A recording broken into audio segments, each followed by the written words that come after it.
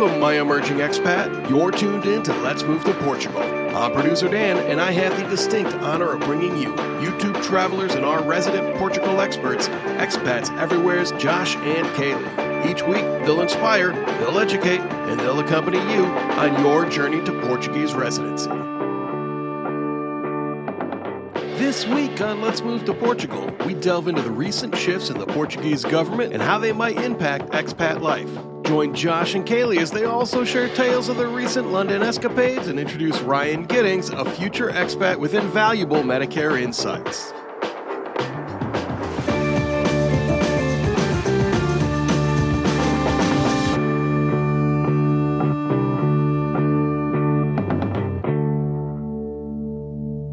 What is up, expats and travelers alike? Welcome back.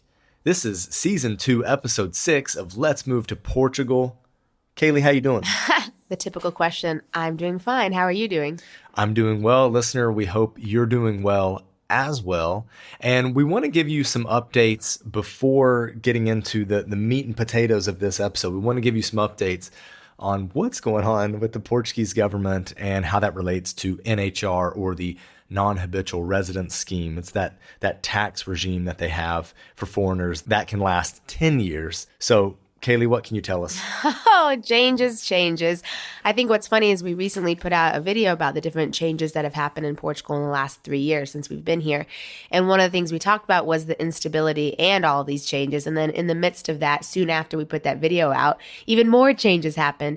So what happened is the Prime Minister came out and said he was doing away with NHR, and that was just going to happen in 2024. And it was chaos. This was about a month ago now. It was like mid-October. That happened. Right. So nothing had actually passed through legislation, but the plan was that it would, because the Prime Minister holds the majority office. So votes should be pretty easy. Right. So then everyone's rushing. Can you get into Portugal before, this year so that you can get NHR? But then the plot thickens. What happened, Josh? Yeah. So essentially the Prime Minister had his home residence raided, and he was essentially thrown into the middle of a corruption scandal whereby there's some like lithium mining or something going on up here in the north, and there might have been some bribes. There was some alleged corruption, and he decided to, 2 hours after this all broke, resign. Now, as the plot thickens even more, the president has rejected his resignation. So we're kind of in a little bit of a period of limbo where we don't know what's going to happen. We have been told that there will be a snap election in March of 2024 to get this resolved. What that means for the PM, Antonio Costa, staying on until then, I am not sure. But it's quite interesting that his resignation was rejected. So then ultimately what that means for NHR, that's also uncertain, because nothing was explicitly said when in 2024 it would happen. So some people were saying, it's going to happen pretty much January 1st right away. But again, nothing has passed through legislation. And now with this going on, is that going to be put on the back burner? What's going to happen? We don't know, but we're watching closely. Yeah, I would say, honestly, stay tuned to next week, because we might have an update then. But we really don't have a lot of certainty as of this recording. So let's move on then to, fun times for that, fun times for us as well. We were just in London. So you want to talk about that? Yeah. Well, before we were in London, we actually went to a Champions League match here in Porto with our new friend IRL in real life, Dave in Portugal. So Dave came up here to just join us for the match. And then we ended up shooting some content. But originally, it was just going to be like a hangout session, and we were going to go watch the match. And then we thought, might as well kill two birds with one stone. Do a little collaboration, right? So if you've seen, Dave in Portugal is really popular on YouTube right now, and we're going to be putting some stuff out together with him. That's right. And then the day after, we took off to London, and we spent Thursday, Friday, Saturday, and part of Sunday in London. Amazing trip. Actually, the weather was Not colder. terrible. Not terrible for November. Yeah, colder than here, but we did have a day of sunshine on Saturday, which was perfect because we went to another soccer match, and it was our beloved Arsenal. 3-1. Let's go Gunners. It's what we do. So we were visiting a friend. The friend has a daughter just a little older than Sia, and they get along really well. So she stayed with them. They played, and Josh and I were able to go to the game, which was nice. And the weather was great that day. And we had a lot of like ethnic foods. Yes, So that was course. great. That's something to do in London. For sure. But yeah, a little bit of rain. Definitely colder than Porto. Yeah. Okay. In this episode today, we talked to Ryan, who is planning on moving to Portugal. He's already purchased a property in Gaia. So that's just across the Douro River from Porto. He is back in the US, finishing up work there. I think he's got a couple more years of work, as we discussed in the interview. But the big thing that I want you to learn from him is how the medical healthcare system, let's say in the US, can intertwine with what you've got living abroad. Right. So he knows a lot about Medicare, and I get this question a lot, what to do about Medicare. If you're going to move over to Portugal full time, do you keep it? Do you get rid of it? Can you keep it? Do you have to pay something? So he is in the know of that, right? And he can explain what that looks like, right? Yeah, he explains a ton in the interview, and maybe some parts of it might be a little like hard to listen to, not because it's a bad interview, but just because we start to get a bit more technical on Medicare and the different plans, the different coverages. But definitely if it applies to you, if it's something that you have, if you're already signed up for Medicare, or you're thinking about doing it before you move, or you're not thinking about doing it before you move, listen to the interview, because it could be very important financially. Right. So you might want to get a piece of paper and a pen out so you can maybe take notes to write down the tips and see what you can do next. Or you just check the show notes and contact Ryan straight away. You could do that too, yes. You can definitely message us and we can put you in touch with him, or of course, check the show notes. But if you're not thinking about Medicare, it's still good to listen to, because maybe it will help you for the future, for future planning.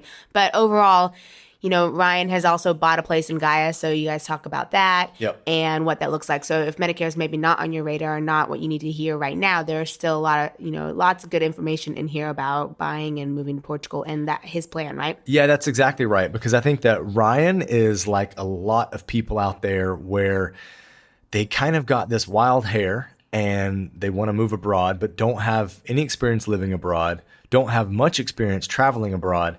And Ryan just recently came to Portugal with his family.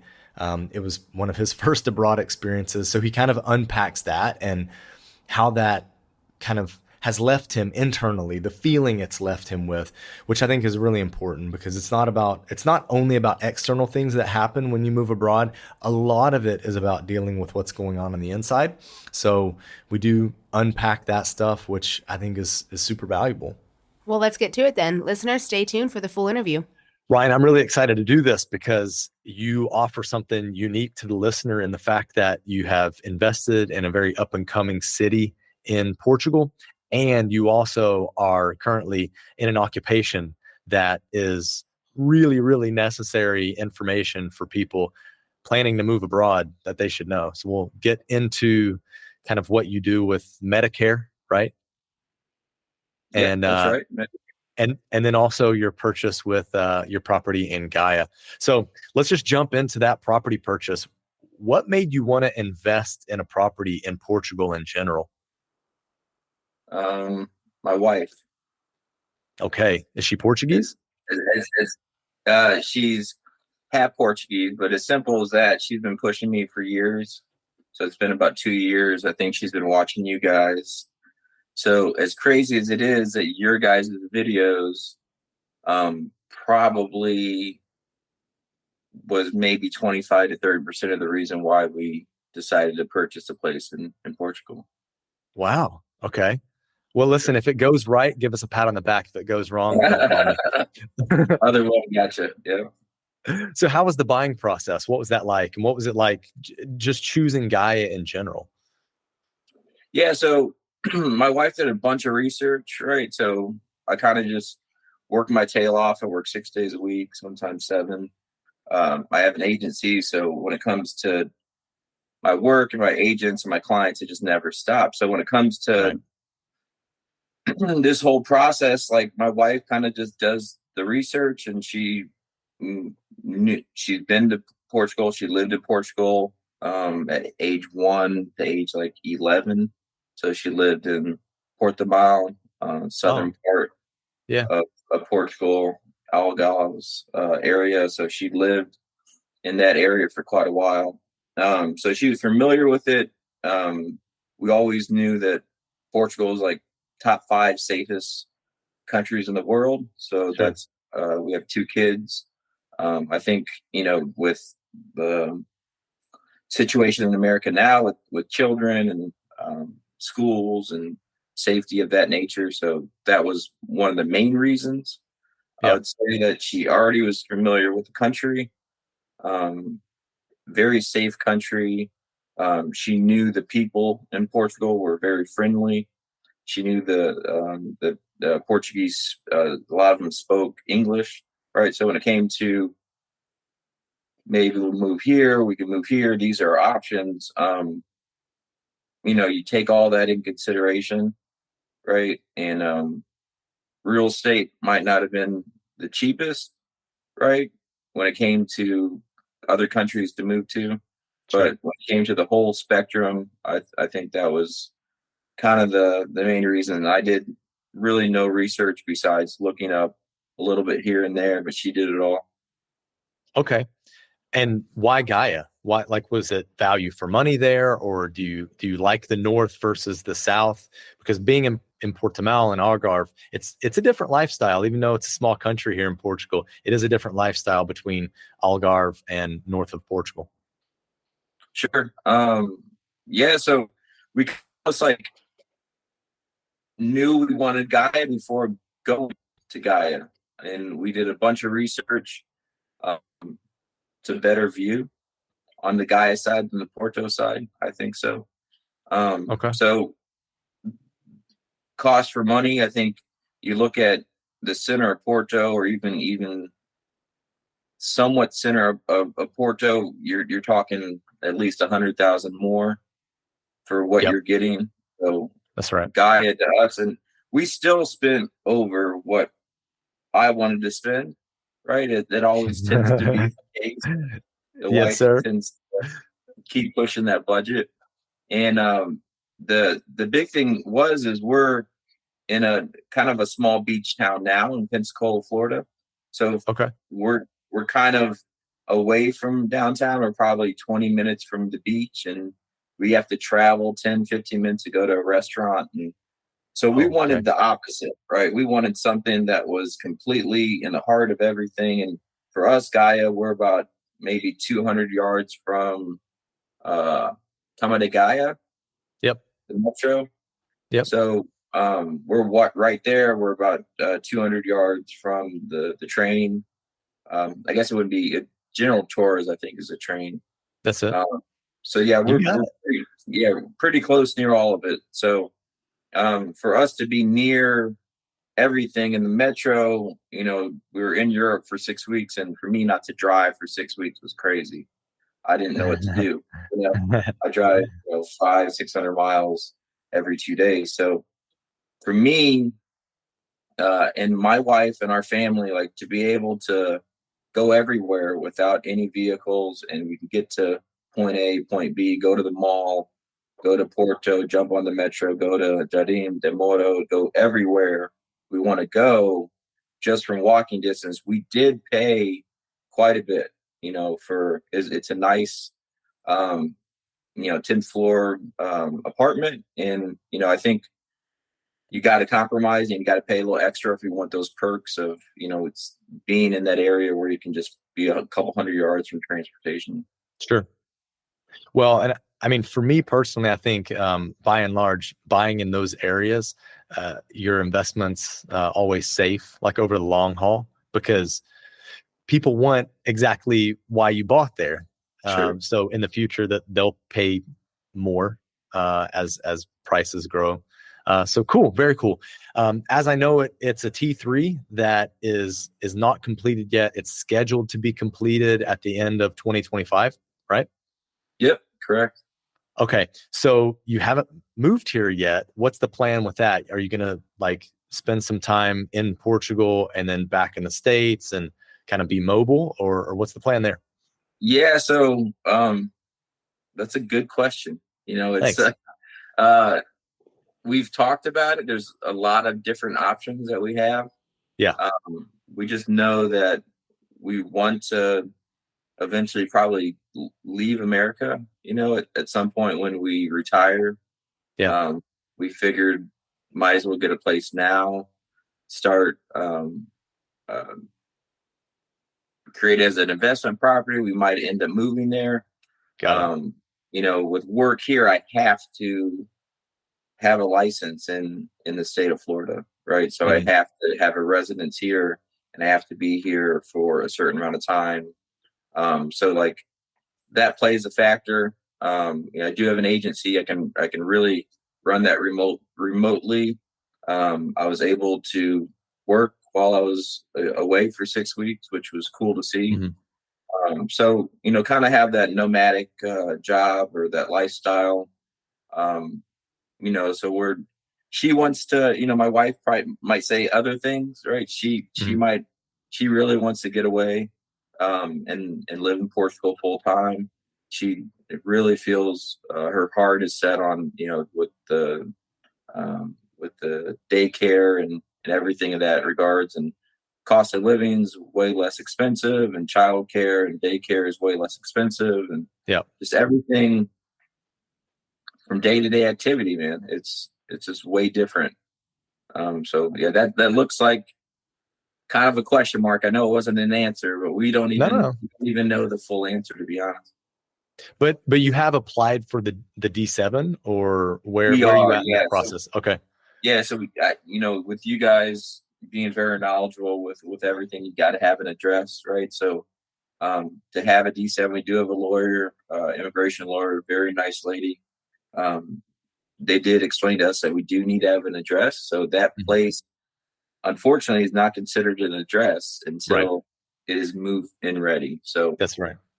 So hopefully D7's around. If D7's not around, I guess I could go the D8 route, right? Because the nomadic. So I think either way, we're going to be in a good spot as long as Portugal doesn't take both of them away at the same time. Right. So we're praying for that one. Okay, right on. Well, what is the plan on if you're waiting on that D7? What's the plan for kind of traveling back and forth? Is it something that you're interested in doing? Because we have known people to do kind of 90 days on, 90 days off. Is that something you've considered? Would you recommend people doing that after your most recent experience traveling in Europe? Yeah, look, if you can afford it, do it, right? I mean, travel isn't the cheapest, right? And it does take time off from work, and you got to get acclimated for the 6-hour difference and all these things. But if you can swing it, it's an amazing life to me. I feel like if it kind of opens up your vision on life, and just being able to interact with different cultures and different languages and different cuisines. And I think if you have that ability to work remotely and you have that luxury and you can do it, then I'd highly recommend it. I think it's a very good thing that everyone should experience. And I was very fond of it. It's my first time ever to come to Europe. So I was kind of nervous. I didn't really tell my wife how nervous I was, because I just, didn't know how to say hello. Didn't know, and then I kind of figured out hello, goodbye, thank you, all these in multiple languages, about 8 different countries within a few months. And just to be able to interact with people was cool. And I enjoyed it. I appreciate that that's something that's important to you, that you don't just rock up in a new place and start slinging around English. I mean, obviously, like as travelers, you can't go somewhere and know like their language immeditively. It's unfortunately, it's not like the Matrix where you just like, plug something in your brain and you have. I know. I wish. Who's gonna invent that? Come on, Elon. Let's go. Yeah, they got it probably out there. Yeah, right. Okay, so let's talk a bit about your job, because I think your job and what you do with your company is something super important to our audience, in the sense that there is maybe some misconceptions about how American healthcare connects to people that want to live abroad, and especially expats, because expats don't often migrate to a new place and stay there for the rest of their life. Some do, but some return, right? Some come back to the US. So tell us what you do and how it connects to living abroad. Sure. So I've been a licensed insurance agent for 10 and a half years. I do have my own agency, an S Corp with Emerald Coast Insurance Incorporated. So I do have agents under me, and I do personally have clients. And if anyone knows what an insurance agency is, I'm not an insurance company, right? So we're directly contracted with private insurance companies. So if back of my card, it has all the companies on that I'm directly contracted with. So if you, just to mention some in regards on the Medicare side, United Healthcare, Humana, Cigna, Aetna, WellCare, Devoted, the list goes on. So those are private insurance companies that they say, okay, Ryan Gittings, or actually my agency, Emerald Coast Insurance Incorporated, we accept your license from these states. We're licensed in 19 states at this point, pretty much from Texas. And if you could shoot a 45-degree angle, cut across, so everything from Mississippi to Texas to Illinois, Iowa, Georgia, so forth. So we're licensed in those states. And the private insurance companies give us writing numbers. So we're directly contracted with these companies, right? So if you call 1-800-United Healthcare, 1-800-Humana, and try to talk to about a certain particular plan, health insurance plan that they have, they would then divert you to a licensed agent. And then they, their corporate office, they would have a licensed agent. We're the same type of agents, but we just work out of our homes. We go to people's homes. We work over Zoom like this, to where we sell them the same product. So if you call the corporate office or you call my phone and I pick up, I have the same plans as the corporate offices. So with that being said, we do a bunch of products with life and annuities, but we're going to focus on Medicare for now. So Medicare, again, we're not original Medicare. That is the government. I'm making it very clear. I'm not a government employee. I don't sell Medicare A and B. So Medicare A and B is original Medicare. And original Medicare is something that you typically get when you either hit age 65, right? You typically you can apply for Medicare 3 months before you hit 65. You can apply the month of and 3 months after. So you have a 7-month window to apply for Medicare. Some people don't know that. If you're on Social Security, believe it or not, you don't have to apply for Medicare. Automatically, you'll be enrolled, and your Medicare card will come in the mail about 3 months before you turn 65. If you're not on Social Security, you do have to apply for it. They don't automatically enroll you. So a lot of people have this assumption that they have to apply when they really don't. And then some people think that they automatically are enrolled, and they're not. So just to make it clear, if you're on Social Security or disability, you automatically get a Medicare card. Look at the mailbox. If you're not, and even if you're working or not on Social Security or disability, you will have to apply for Medicare. Okay. And is Medicare something that people can take advantage of while they're living abroad?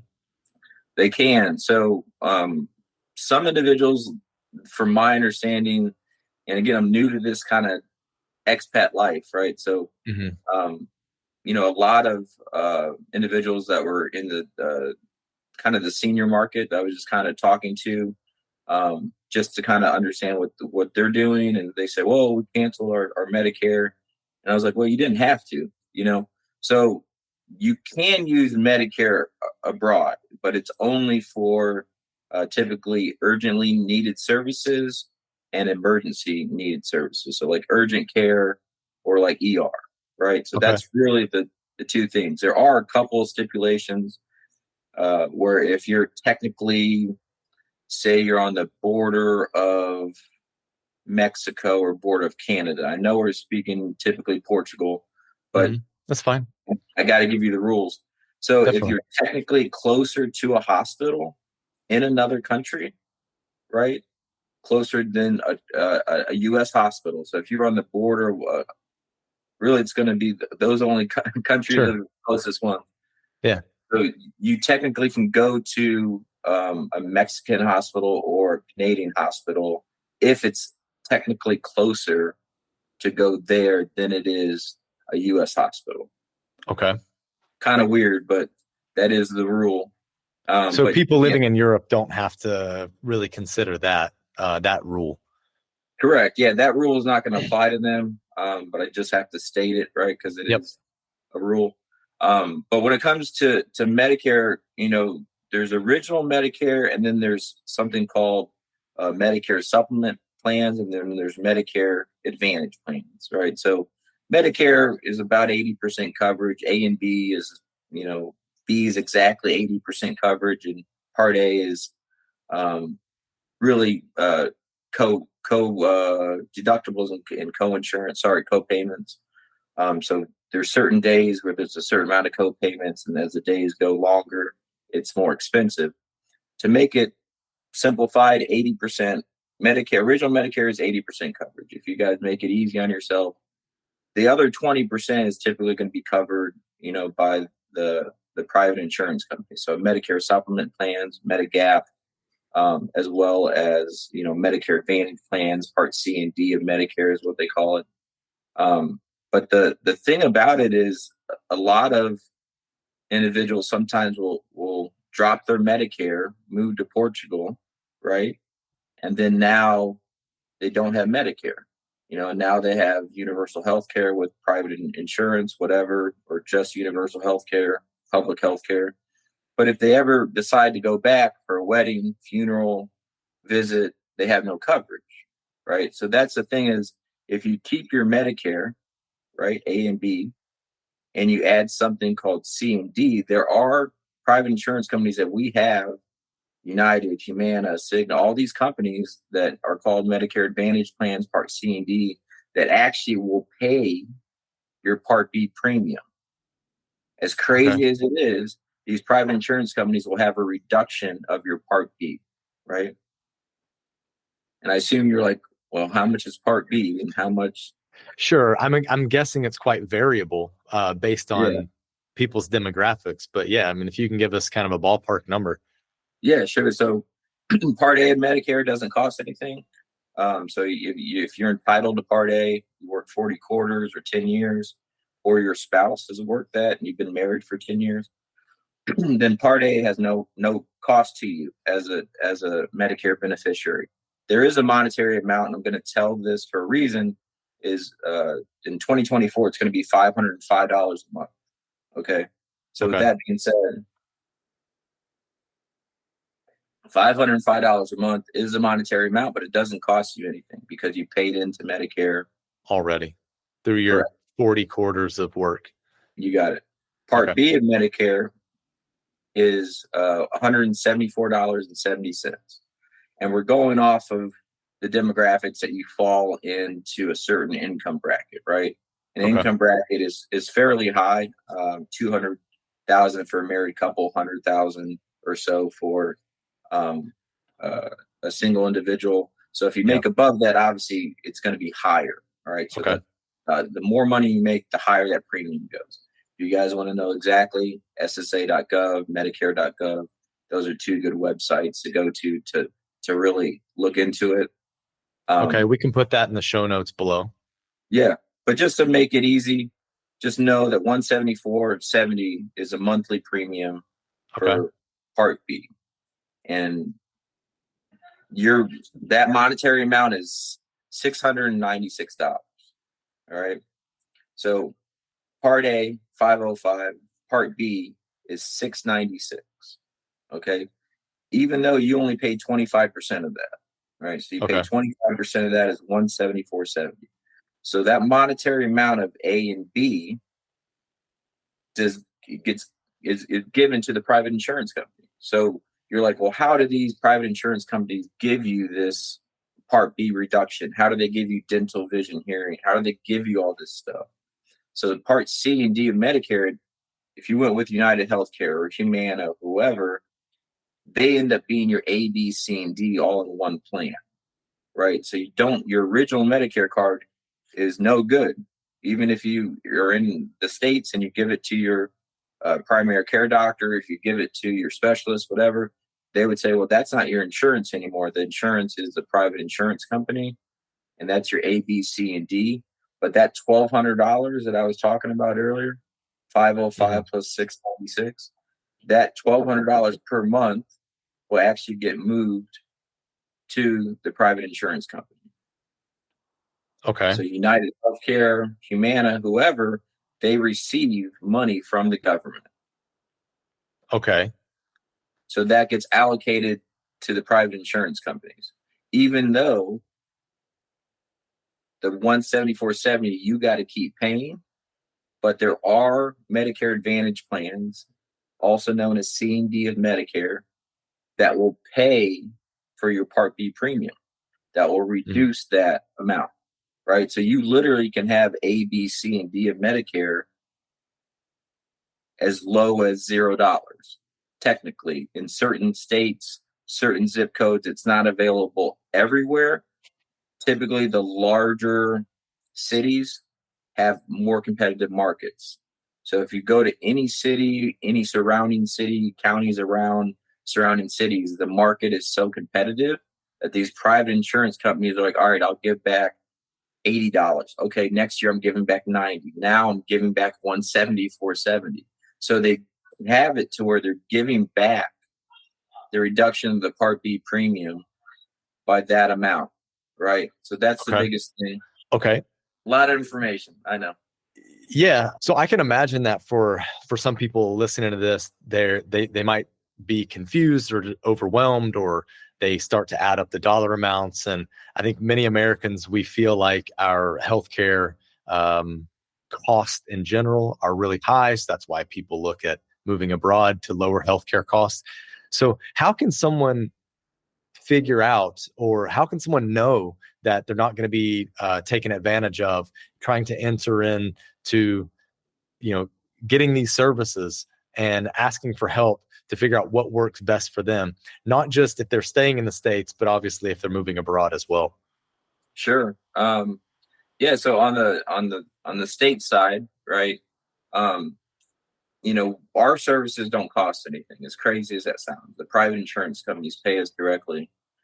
So it's all a money thing, right? If Betty Sue or John Doe signs up for a Medicare Advantage plan, there is a commission that we receive, but also those private insurance companies are receiving, X amount of dollars per month from Medicare, right? Yeah. So our services don't cost anything, which I love, because I hate charging. I would hate my job if I had to ask, hey, by the way, I need a check for $200 Helping you out, signing you up. Yeah. So I love what I do. We really do help a lot of individuals. It's kind of a no-brainer. If you're not going to get a give back plan, right, the C and D of Medicare, then you really shouldn't keep Medicare if you're going abroad. Okay. Because if you can afford it, maybe, but you're going to have to pay, the $174.70. But if you're higher income, it could be $200, $300 a month. Okay. And if you're not going to get the reduction of Part B premium, it doesn't really make sense to keep it if you're going to be abroad for the long haul. Okay. Right? But, so you would recommend someone picking up like a private travel insurance when they do go back to the U.S., just in case something were to happen, if they were going back for a wedding or a funeral or something else like that, just to have coverage while they're in the States and they don't get caught with some issue while they're back?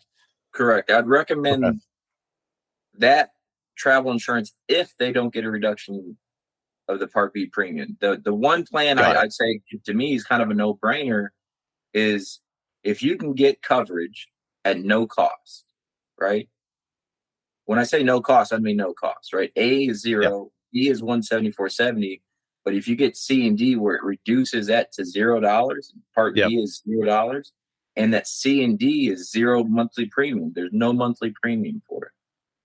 So if you can get A, B, C, and D of Medicare at $0 to you, Josh, to me, it's a no-brainer. Yeah, for sure. Because you can be penalized, right? So let's just say you reduce, you call up Social Security, you call up Medicare, and you say, hey, I no longer want my Medicare. I'm going to be moving to Portugal. You live there for 10 years, you decide to come back, and now you could potentially get a penalty, right? So Okay.